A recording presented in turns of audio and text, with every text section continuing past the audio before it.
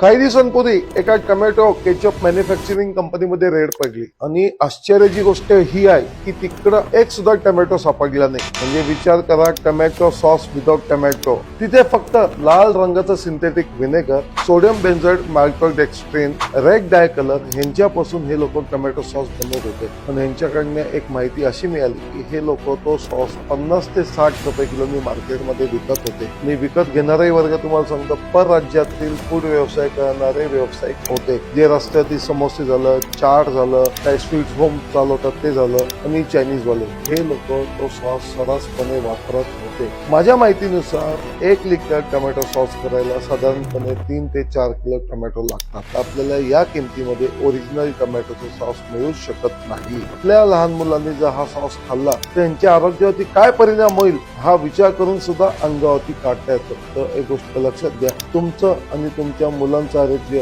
हे तुमच्या हातात आहे. म्हणून तुम्ही अशा गोष्टींपासून लांब राहा आणि आपलं आरोग्य सुरक्षित ठेवा.